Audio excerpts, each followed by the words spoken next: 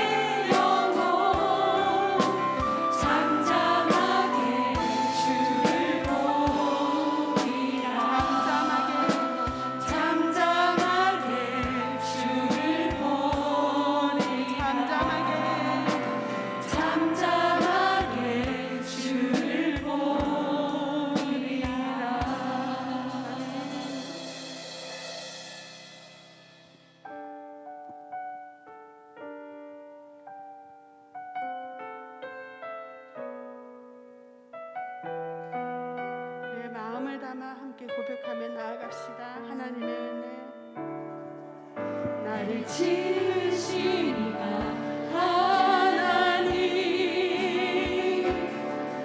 나를 부르신 이가 하나님, 나를 보내신 이도 하나님, 나의 나 된 것은 다 하나님 은혜라. 나의 달려갈 길 다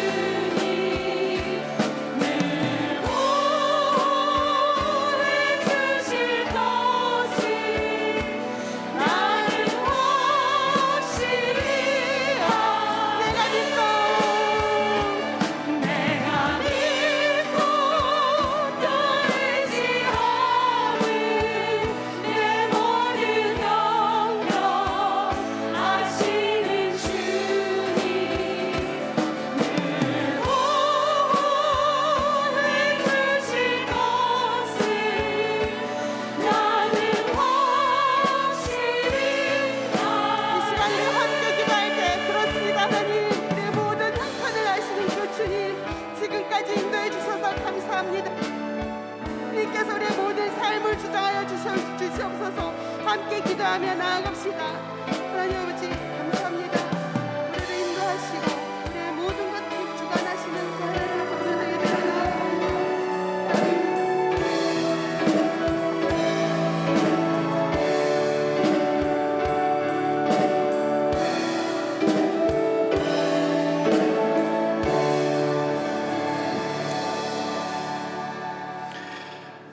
하나님 아버지 참으로 감사합니다. 저희들에게 오늘 이 수요 낮 예배를 하나님 앞에 드릴 수 있도록 도와주시고, 특별히 우리 귀한 목장을 섬기는 목자, 부목자들을 불러주셔서 저희들이 마음을 모아 하나님을 찬양하며 이 시간 예배할 수 있도록 인도하시니 참으로 감사를 드립니다. 우리가 목장으로 돌아가서 하나님의 귀하신 말씀을 나눌 때에 오늘 이 시간에 그 은혜가 목장으로까지 이어질 수 있도록 도와주시고, 우리의 목장 모임이 우리의 섬김과 희생을 통하여서 건강하게 세워질 수 있도록 인도하여 주시옵소서. 모든 말씀 예수님의 이름으로 기도하옵나이다. 아멘. 네, 우리 함께 인사 한번 하면 좋겠습니다. 우리 좌우 앞뒤 분들 보시면서 이렇게 인사하겠습니다. 주님 안에서 살아갑시다. 주님 안에서 살아갑시다. 네, 우리 한 번 더 인사할까요? 예수님의 생명 행렬에 거합시다. 예수님의 생명 행렬에 거합시다. 네, 아이스 브레이크 질문으로 이렇게 이제 해봤습니다. 가을이 되면 떠오르는 추억이 무엇이 있는지 함께 나눠봅시다. 네, 이제 진짜 물씬 가을이죠. 아침에는 쌀쌀하고 낮에는 살짝 덥고 하늘이 아주 깨끗하고 이런 날씨인데, 제가 조금 엉뚱한 질문이지만 하나 좀 질문 좀 드려보겠습니다. 여러분들 그 곤충 가운데 장수풍뎅이랑 사슴벌레 아시죠? 예, 이 장수풍뎅이랑 사슴벌레 좀 비슷하게 생겼는데 둘이 싸우면 누가 이기는지 아십니까? 아니에요. 제가 이제 추석 지나고 이제 요즘에 저희 아들이 이 장수풍뎅이 사슴벌레 아주 관심이 많아서 도서관에서 책을 빌려온 거예요. 그래서 밤에 이제 책을 읽어주는데 장수풍뎅이랑 사슴벌레가 이제 이렇게 비슷하게 생겼는데 싸우는 장면이 있는 거예요. 그래서 아빠, 이 둘이 싸우면 누가 이겨? 이렇게 물어보는 거죠. 그래서 누가 이길까? 그러면 역할놀이를 한번 해보자고. 네가 이제 장형이니까 너 장수풍뎅이 하고 아빠가 사슴벌레 할게. 그래서 이렇게 이제 싸우는데 제가 한 대 얻어 맞았습니다. 그래서 이제 여기 눈이 부어서 다음날 새벽에 보니까 멍이 든 거예요. 그래서 제가 주일까지 이렇게 이제 안경을 쓰고 새벽 예배 섬기고 주일 예배 섬겼던 기억이 있습니다. 장수풍뎅이가 지고 장수풍뎅이가 이깁니다. 예, 아무튼 이 아이스 브레이크 하는 시간이기 때문에 이 가을과 관련된 조금 재미난 이야기를 가지고 함께 나누시면서 목장 모임을 진행하시면 좋을 것 같습니다. 우리 이 시간 하나님께서 오늘 우리에게 주시는 하나님의 말씀을 같이 한번 보겠습니다. 누가복음 7장 11절부터 17절까지 말씀입니다. 우리 다 함께 일어나셔서 하나님의 말씀을 경청하시겠습니다. 그 후에 예수께서 나인이란 성으로 가실새 제자와 많은 무리가 동행하더니 성문에 가까이 이르실 때에 사람들이 한 죽은 자를 메고 나오니 이는 한 어머니의 독자요 그의 어머니는 과부라. 그 성에 많은 사람도 그와 함께 나오거늘 주께서 과부를 보시고 불쌍히 여기사 울지 말라 하시고 가까이 가서 그 관에 손을 대시니 맨 자들이 서는지라. 예수께서 이르시되 청년아 내가 내게 말하노니 일어나라 하시매 죽었던 자가 일어나 앉고 말도 하거늘 예수께서 그를 어머니에게 주시니 모든 사람이 두려워하며 하나님께 영광을 돌려 이르되 큰 선지자가 우리 가운데 일어나셨다 하고 또 하나님께서 자기 백성을 돌보셨다 하더라. 예수께 대한 이 소문이 온 유대와 사방에 두루 퍼지니라. 이것은 하나님의 말씀입니다. 아멘. 예, 지난 주일에 나인이라는 성으로 가실새라는 제목으로 함께 말씀을 나누었는데요. 오늘 말씀을 한 번 더 살펴보고 이 말씀을 우리 목장에서 한번 나누시면 좋을 것 같습니다. 예수님의 이 초기 사역을 보게 되면 주로 이 가버나움이라고 하는 지역에서 하나님의 말씀을 가르쳤습니다. 이 가버나움 지역이 어디 있냐면 우리 갈릴리 호수 아시죠? 갈릴리 바다. 그 갈릴리 바다 주변에 이제 있는 그 여러 지역 가운데 하나가 이 가버나움이라고 볼 수 있습니다. 그러니까 예수님께서는 주로 그쪽에서 사역을 하셨는데 오늘 본문에 보면 갑자기 예수님께서 이 가버나움에서 남서쪽으로 40km 떨어진 곳에 있는 그 나인이라고 하는 작은 성, 그 성으로 이제 갑자기 가시는 것을 보게 되죠. 근데 우리가 오늘 이 본문을 앞 뒤로 이렇게 이제 문맥을 살펴보면 왜 갑자기 그곳에 가셨을지 이제 의문이 들게 만드는 이제 그런 위치에 이 본문이 있다라고 볼 수가 있습니다. 그리고 나서 제가 그 설교 때는 베단이라고 잘못 말씀드렸는데 다시 갈릴리 지역으로 다시 올라오셔요, 금방. 그러면서 이제 보니까 그 나인이라고 하는 그 성에서 어느 한 여인을 만나시기 위해서 가신 거구나 하면서 하나님께서 자기 백성을 돌보시는 방법이 무엇일지 좀 깊이 묵상하고 또 고민을 해볼 수 있었습니다. 여기에서 이제 하나님께서 자기 백성을 돌보시다라고 하는데 이 주목을 해야 되는 거죠. 이 뜻이 뭐냐면 하나님께서 자기 백성을 돌보시다라는 뜻은 그 백성의 삶에 깊은 관심을 가지시며 그를 직접 찾아가 방문하시다라는 뜻이 하나님께서 자기 백성을 돌보시다라는 뜻입니다. 그러니까 그 성에 수많은 사람들이 있지 않았겠습니까? 또 그 외에도 많은 사람들이 있었을 텐데 그 나인이라는 성으로 가셔서 그 여인만을 만나고 오신 것처럼 이게 이제 자기 백성을 돌보시는 하나님이시다라고 볼 수 있습니다. 그 우리 암미 아시죠? 암미. 내 백성 할 때 이제 암이라고 하는데 요 암미 발리, 내 백성 발리 이렇게 우리가 이해를 하시면 좋을 것 같습니다. 자, 먼저 첫 번째부터 보겠습니다. 첫 번째, 자기 백성을 돌보시는 하나님의 방법은 울지 말라라고 말씀하십니다라고 되어 있는데요. 이 예수님을 그 앞에 세운 그 행렬이 이제 나인성으로 이르렀을 때 성문 바깥으로 나오는 이 장례 행렬이 있었죠. 그러니까 그 성에 어느 과부가 있었는데 그 과부의 하나밖에 없는 그 아들이 죽어서 그 죽은 아들을 장사 지내기 위해 이 행렬이 성 밖으로 이제 나오고 있었습니다. 이때 예수님께서 그 장례 행렬 가운데에서 크게 슬퍼하며 이 울고 있는 그 한 여인을 주목하시죠. 주목하시고 이제 이렇게 말씀하셨습니다. 울지 말라라고 말씀하셨죠. 그러니까 불쌍히 여기시는 마음으로. 이때 제가 그 설교 중에 이제 NIV 성경을 좀 인용해서 말씀을 드렸는데 그 왜 영어도 못하는 사람이 발음도 안 되는데 그 영어로 자꾸 이렇게 얘기를 하냐고 한 소리 들었습니다. 저희 아내한테. 그래서 영어로는 읽지 않고 그냥 참고만 하십시오. 그러니까 예수님께서 그 여인을 보셨을 때 이 불쌍한 마음이 드셨는데 그 예수님의 마음이 그녀에게로 갔다라고 이제 그 번역이 가능한 거예요. 이거는 정말 특별한 그 예수님의 어떤 우리의 삶을 터치하시는 방법이 아닐까라고 생각합니다. 우리도 사실은 어디에다가 이야기할 수 없는 우리의 삶에도 슬픔의 문제가 있고 또 고통의 문제가 있고 아픔의 문제들이 있지 않습니까? 그런데 예수님의 그 마음이 우리의 마음을 터치하시다. 불쌍히 여기시는 그 예수님의 마음이 우리 안에 들어오게 될 때 알 수 없는 힘이 생기고 알 수 없는 기쁨이 얻어지게 되는 것, 이거는 예수님께서만 하실 수 있는 역할, 아주 중요한 사역이신 것 같습니다. 우리도 사실 그럴 때가 있죠. 주님의 마음으로 누군가를 섬길 때 주님께 허락하신 그 마음이 우리 상대방의 마음으로 들어가는 것. 저도 이제 그 목회를 하면서 이제는 결혼한 지 저도 한 8년, 이제 9년 다 돼가니까 조금 바뀐 것 같아요. 이제 그 힘들면 이제 어머니한테 전화를 했어요. 어머니가 이제 기도를 많이 하시니까. 근데 어머니한테 전화를 막상 하면 자세하게 말씀을 못 드리겠는 거예요. 속상하실까 봐. 근데 전화를 하면 다 아셔요. 다 알고 별로 길게 통화도 안 했는데 금방 마음이 회복이 되는 거예요.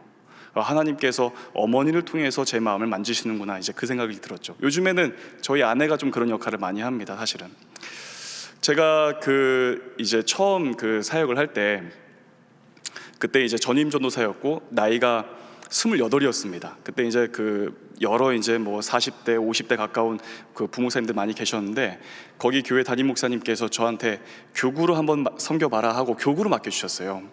근데 이제 아시잖아요. 나이도 어린 전도사가 이렇게 이제 교구를 섬긴다고 하면 교구 권사님들 마음이 썩 좋지를 않아 하세요. 더 좋은 목사님들 많은데 하필이면 전도사님이 저기 섬긴다고. 근데 저희 교구의 권사님들 중에서 제가 새벽 예배 설교를 할 때마다 요 가운데 제일 잘 보이는 그 라인에 이렇게 쭈루루 앉아가지고 뭐 한 문장 말만 하면 아멘 아멘 하셨던 분들이 계셔요. 그래서 이제 제가 그 권사님 찾아가서 권사님 뭘 그렇게 아멘을 그렇게 하시냐고 이렇게 물어보니까 전도사님 응원하려고 이제 그러는 거죠. 근데 이제 그 권사님 중에 이제 한 분이 자기 친구를 위해서 오랫동안 전도하기 위해서 기도를 해오셨는데 이게 너무 힘들다고 하는 거예요. 그래서 저한테 기도 부탁도 하고 이렇게 이제 전도 한번 하러 가자고 같이 한번 간 적이 있었는데, 제가 설교 때도 몇 번 말씀드렸습니다. 근데 이제 그분을 만나 보니까 내가 왜 교회를 다니고 예수를 믿냐 이제 그러시는 거예요. 왜냐하면 나는 건강도 하고 돈도 많고 잘 살고 문제가 아무것도 없는데 왜 내가 예수를 믿냐 그러셨어요. 그리고 나서 이제 전도사 때 처음 만나는데 몇 개월 있다가 이제 안수를 받고 제가 목사가 되었는데, 이분이 교회로 찾아오신 거죠. 찾아오시면서 장국현 목사님 만나고 싶다고 이제 그러시는 거예요. 그래서 제가 나가서 만나보니까 눈물을 막 하염없이 흘리고 와서 뭐 어쩔 줄 몰라 하시는 거예요. 그래서 제가 그분에게 여기 밑에 지하에 기도실이 있으니까 거기서 그냥 마음껏 울다가 올라오시라고. 그래서 한참 울다가 이제 올라오셔서 제가 물어봤어요. 뭐 때문에 교회에 이렇게 울면서 찾아왔냐고. 그러니까 그분이 하신 말씀이 내가 건강한 줄 알았는데 건강검진 해보니까 이 폐암 진단을 받았다고. 그래서 3개월 있다가 다시 병원에 오라고 했는데 너무 마음이 슬퍼가지고 어떻게 할까 생각하다가 집에서 울면 식구들이 걱정을 하고 친구들 만나서 하소연하면 해결되지도 않고, 그렇다고 혼자 막 정처 없이 방황하면 미친 사람 같고 해서 너무 고민이 됐는데, 이제 친구 권사가 또 그때 찾아와 주셨던 목사님이 알려주셨던 교회로 그냥 와봤다고. 그래서 울고 올라오니까 너무 좋다고 이제 그러시는 거예요. 그래서 이제 그분에게 주일 예배를 안내해드리고 또 주일에 오셨을 때 등록도 해드리고 이제 한 2년 정도 이렇게 이제 훈련도 잘 받으시고 세례도 받고 집사 직분도 받고 또 수요 전도팀이 있었어요. 우리 교회처럼 한영원 전도대. 그걸 통해서 전도도 많이 하시고 자기 가족 다 구원하시고 그 다음에 돌아가셨어요. 근데 이제 저는 그때를 잊을 수가 없는 게 뭐냐면 그분이 하셨던 말씀이 내가 어느 곳에서도 울 곳이 없다라고 하는 거예요. 근데 그 말씀이 맞더라고요. 근데 하나님 전에 와서 눈물을 막 흘리면서 기도하니까 알 수 없는 그 힘이 생기고, 그러면서 내가 뭐라도 더 하고 싶어하는 마음이 생겨서 그렇게 열심히 살아왔다고. 나중에 그분이 이제 임종을 앞두고서 호스피스 병동에 있을 때 몸이 다 이렇게 퉁퉁 부어 계시고 말씀을 못 하시는 거예요. 근데 제가 너무 그 모습에 충격이 돼서 이렇게 우두커니 서 있으니까 이 어눌한 말투로 얘기하시는 거죠. 목사님 왜 그렇게 걱정하고 있어요? 나 괜찮아요. 주님께서 부활하신 것처럼 나 역시 부활할 것을 믿으니까 아무 걱정하지 않아요. 너무 슬퍼하지 마세요라고 위로해 주는데, 그 위로해 주시는 말씀이 제 마음에 큰 울림이 되고 위로가 되었던 경험이 있습니다. 사실은 우리가 다 짊어지고 있는 이 슬픔의 문제는 아무도 해결해 줄 수가 없는 거죠. 그런데 우리가 주님 앞에 나와서 하나님 앞에 엎드리고 기도하고 눈물을 흘릴 때 우리의 마음이 회복되어지는 것, 울지 말라라고 하시는 주님의 음성이 우리의 마음을 새롭게 하는 것, 그것을 경험하게 되는 것 같습니다. 자, 두 번째는 자기 백성을 돌보시는 하나님의 방법은 일어나라라고 이제 말씀하시는 것입니다. 예수님께서 그 슬퍼하는 여인을 보시면서 울지 말라라고 말씀하셨죠. 근데 울지 말라라고만 말씀하신 게 아니라 그 울지 않을 수 있는 상황까지도 이제 만들어 주신 거예요. 그걸 이제 보니까 15절에서 이렇게 이야기를 합니다. 예수님께서 그를 어머니에게 주시다. 그러니까 죽어 있는 그 아들을 살려서 다시 어머니에게 돌려줬다라고 하는데, 이것도 제가 영어 성경을 좀 봤습니다. 이것도 읽지 않겠습니다. 여기 영어를 보니까 죽은 아들을 다시 살려서 선물로 그녀에게 주었다라고 하는 거예요. 선물로. 이게 정말 특별한 저에게는 영감이 되었습니다. 그래서 말씀을 깊이 묵상하는 가운데에서 어떻게 이 아들을 어머니에게 선물로 주시는지 그 과정을 보니까 14절에 예수님께서 죽은 아들이 들어있는 그 관에 손을 대시다라고 하는 거예요. 근데 이건 뭐냐면 유대인의 정결법상 부정해지는 것입니다. 이 부정하다라고 하는 말이 뭐냐면 사망, 죽음이라는 뜻을 가지고 있는 거예요.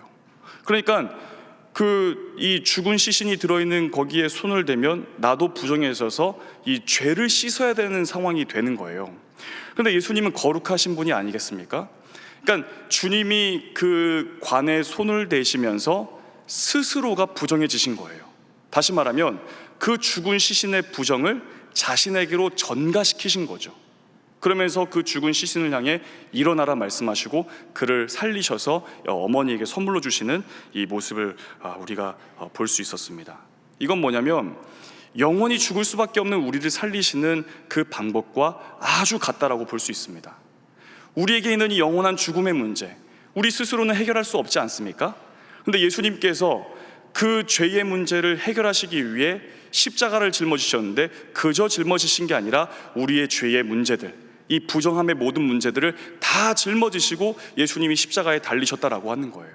그래서 거기에서 흘리신 이 피로 우리의 모든 죄를 용서하실 뿐만 아니라 영원한 죽음이 아닌 영원한 생명을 선물로 주셨다라고 하는 거죠. 그래서 그 선물을 받은 우리가 주님 안에서 부활의 기쁨을 누리게 되고 그리고 하나님께 영광을 올려드리게 되는 이제 이런 내용이 바로 이 말씀을 통해서 묵상할 수 있었습니다. 또 한 가지 발견할 수 있는 것은, 요거는 설교 때 말씀드리지 않았는데, 죽은 시신을 향해 예수님이 뭐라고 말씀하시냐면 내가 내게 말하노니 청년아 일어나라. 근데 이게 뭐냐면 살아있는 사람에게 말씀하는 것 같은 거예요. 이 죽은 시신 아니겠습니까? 그러니까 예수님께서 보시기에 살아있는 자도 산 사람이고 죽은 자도 산 사람이다라고 하는 거예요. 하나님께서 온 땅을 창조하신 그 하나님께서 보시기에 살아있는 사람도 산 사람이고 죽은 사람도 산 사람이다라고 하는 거죠. 그 혹자들 가운데 이 인생에서의 어떤 큰 슬픔의 문제를 이겨내지 못해서 스스로 이제 이 죽음의 문제를 선택하는 그 일이 있지 않습니까? 왜냐하면 이 인생의 이 삶의 무게가 너무나 무거우니까 죽음으로 피해 보려고, 죽음으로 해결해 보려고 하는데 실제로는 그렇지 않다라고 하는 거예요. 죽어도 하나님 앞에서는 산 것이기 때문에 피해낼 수가 없는 것입니다. 그런데 우리에게 있는 이 죄의 문제, 이 부정함의 모든 문제가 주님께로 전가되어지고 또 주님으로부터 구원의 은혜를 선물로 받을 때 우리는 이 땅에서 우리에게 있는 이 비참함이라고 할 수 있는 그 영원한 이 죽음의 문제를 해결할 수 있고, 그래서 예수 그리스도의 십자가로 승리할 수 있는 삶을 살 수 있다라고 하는 것입니다. 그래서 우리가 이 십자가를 통해 허락되어지는 그 은혜를 늘 누리면서 우리의 일상 가운데 살아갈 수 있는 우리 목자, 부목자들 더 되시기를 주님의 이름으로 축복합니다. 마지막 세 번째는 자기 백성을 돌보시는 하나님의 방법은 회복을 허락하시는 것입니다 라고 했습니다. 이 예수님께서 갑자기 나 인생으로 가셨죠. 저희 신혼마을에서 보면 한 40km 정도, 우리 교회에서 40km 정도 떨어진 곳이 보니까 이 부천, 남서쪽으로 부천, 그 다음에 인천, 요 지역이 이제 한 40km 정도 되는데 거기서 오시는 분들이 많습니다. 그러니까 이 서울 내에서 오시는 분들도 많지만 경기도에서 오시는 분들이 정말 많아요. 근데 그 매주일 차를 타고 이렇게 오는데도 사실은 쉽지가 않거든요, 사실은. 근데 이 40km 되는 거리를 걸어간다? 이거 제가 네이버 지도에서 그 걸음 시간을 살펴보니까 8시간에서 10시간. 요즘에는 길이 좋으니까 그 정도 되는 거죠. 근데 이렇게 이제 먼 걸음을 하시고서 나인성으로 들어가실 때 예수님이 앞장서 계시는 그 행렬이 이 죽은 아들을 장사 지내기 위해서 성 바깥으로 나오는 이 장례 행렬과 만났을 때 거기에는 생명의 역사가 나타났다라고 하는 거죠. 그러면서 그 한 여인뿐만 아니라 이 나인성에 있었던 모든 사람들이 하나님께 영광을 돌리게 되는 이 찬양의 행렬이 되는 것을 이 말씀을 통해서 묵상할 수 있습니다. 우리 성도들에게 있어서 중요한 그 신앙의 표지는 뭐냐면 바로 기쁨과 감사와 믿음의 공동체라고 하는 것이 아주 중요한 표지예요. 그러니까 세상 사람들이 우리를 보았을 때 저 사람은 그러지 않을 것 같은데 왜 기뻐하냐, 이 기쁨이 그 표지가 되는 거죠. 사인이 되는 거죠. 그걸 보고 저 사람은 예수님 믿는 사람이구나, 어떻게 저렇게 감사할 수 있느냐, 그게 표지가 되는 거예요. 어떻게 저 사람에게는 늘 이렇게 주변에 사람들이 많으냐, 믿음의 공동체가 있다라고 하는 거죠. 그런데 우리가 그저 세상을 살아간다면 우리가 가지고 있어야 될 기쁨과 감사와 이 공동체를 잃기 쉽지만, 예수 그리스도의 그 생명 행렬 가운데 거하게 될 때 하나님께서 우리 가운데 기쁨을 회복하시고 또 감사를 회복하시고 또 공동체를 통해서 우리의 삶의 영적인 풍성함을 회복하신다라는 것을 이 말씀을 통해서 묵상할 수 있었습니다. 우리 각 사람은 결코 이 하나님 나라를 향해서 홀로 걸어나갈 수가 없습니다. 우리에게는 믿음의 교우가 너무나 중요하고 믿음의 공동체가 참 중요합니다. 특별히 여기에 모여 계시는 분들은 다들 목자고 부목자들이실 텐데, 우리 목장 식구들한테 꼭 권면하십시오. 요즘에도 이제 코로나 때문에 조금 불안한 그런 게 마음이 있어서 그런지 많이들 못 나오시는데, 교회 예배당에 나와서 우리 같이 예배 드립시다. 예배 마친 다음에 잠깐 얼굴 봅시다. 그리고 말씀 나눕시다. 그리고 삶에 설악하신 은혜 나눕시다. 기도 제목 나누면서 함께 기도합시다라고 권면하실 수 있기를 바라요.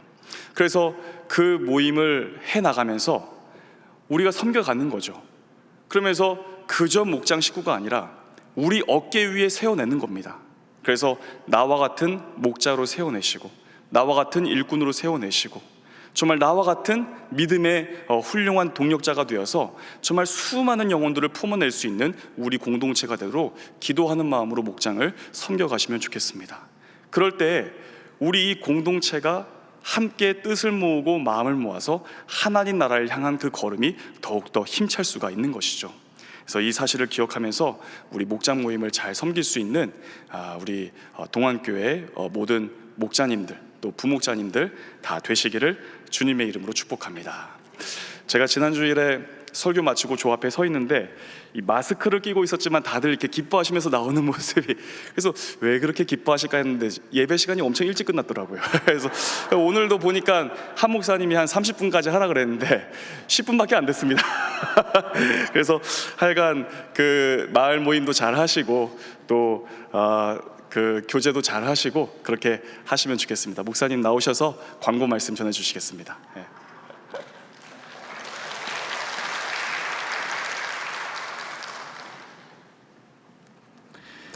네, 수고 많이 하셨습니다. 잘생기셨고 키도 크시고 짧게도 하시고 목소리도 좋고 아멘 하는 분은 아무도 없네요. 여러분 목장 모임 잘 하고 계시죠? 예, 각 이렇게 마을별로 목장별로 이렇게 모임을 요즘 잘 하고 계시는 것 같아서 너무 좋습니다. 그리고 우리가 이 준비한 목장 이 나눔지가 이제 지난주부터 부족하더라고요. 그래서 이제 이번 주부터 더 많이 복사했습니다. 더 많이 늘어날 줄로 믿고 9월 이달의 말씀 우리 한번 선포 한번 하고 시작할까요? 갈라디아서 5장 22절 23절 말씀입니다. 시작. 오직 성령의 열매는 사랑과 희락과 화평과 오래 참음과 자비와 양선과 충성과 온유와 절제니 이 같은 것을 금지할 법이 없느니라. 아멘.